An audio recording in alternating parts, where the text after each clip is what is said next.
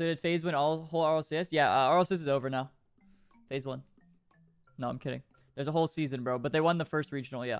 So these were the teams. These were the teams that got invited, or these were the teams that got invited to the top 16. Like these were the initial invited teams, and then the top 8 from it made it to the main event. There's a few teams in here that didn't make the event at all.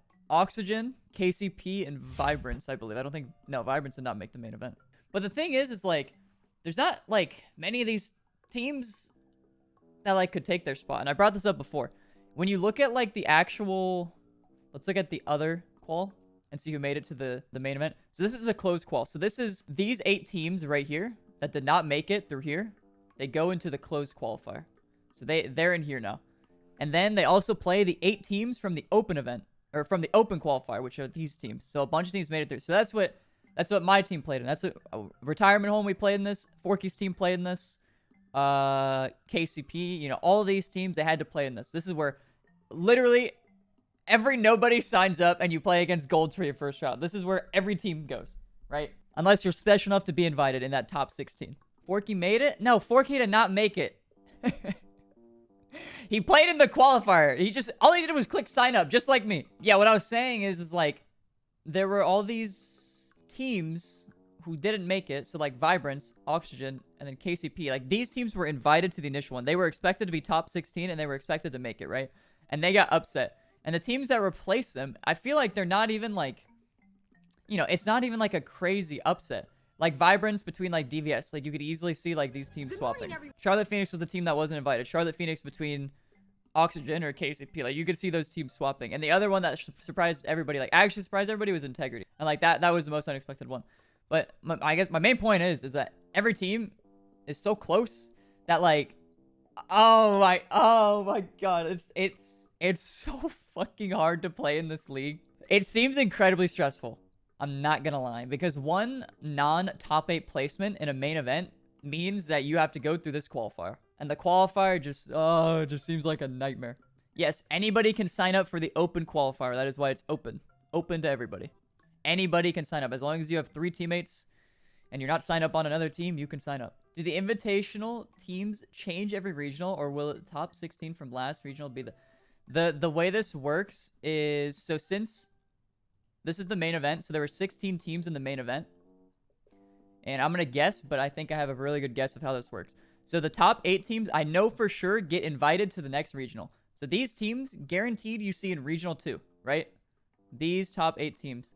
And what I assume is that these 8 just get invited to the next qualifier. So if you go to, which actually, if you just go here and you go to closed qual, I'm sure they're already here.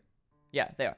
So these are the 9 through 16 teams. They're already invited, and the other 8 teams are going to go through the open qual. So they're already here, but they still have to play through a qualifier. Also, I just realized this is based on a point ranking. So it's not even just the 9 through 16. It is for the first event, for the sake of the first event, because it was the first event. So 9 through 16 is obviously going to be 9 through 16. But if one team doesn't make this, and then another team takes their spot in the point ranking, in this, these are the teams that will get invited to each regional. So the top 8 will get invited. Also, now I'm curious, is this one based on point ranking into the main event? It is. So Faze is already guaranteed to make it to the 3rd regional because they won this one. There's no way they're not in the 3rd regional. So it's all based on point rankings, which I actually didn't know. I thought it was based on your placement in the past event, but it makes so much more sense to reward the consistency throughout the entire season. Why is it 301 for winning the regional? Why not 300? It's 301 because, like, since you won it, you get that extra edge. Like, Faze is... If it was 300, I don't think they would be guaranteed. But it's 301. So now you get like a safety net, kind of. It doesn't seem like that big of a deal, but it is. It really is. It really rewards you for winning. You get like literally an extra point just for winning. And like it's so big because it means people who don't win can't just tie with you with the same results or whatever. Or well, well, you know, if you win, then they can, but... I don't know if I worded that the best way. Yeah, the 1 point is the same as 50. That's a good point, actually. Kind of. Not really. But, like, kind of.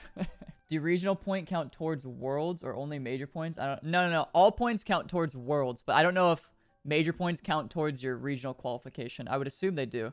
How many channel points to guarantee a spot in the next regional? I don't know. Good question. How many points do I need for major clinch? Oh god, why are you guys acting like I'm Gibbs here? I don't fucking know. I just steal content. Let's try to figure it out. For a major clinch. Well, Faze didn't clinch, right? No, there's no way. Faze probably just has to get like, how many teams make it? 5? Yeah, 5. They're all green right here. I'm not gonna sit here and do the math for you, but I can look at the page. I'm assuming around 450, 500. Yeah, I'm legitimately, I think if you guys just win the next one, you're good. Because since you've already gotten top 4, like unless you might even clinch it with a win. Even if you do nothing in the regional 3. Because what would that be? 501 points? Like if Faze wins again, they're at 602 and you could be at like 450.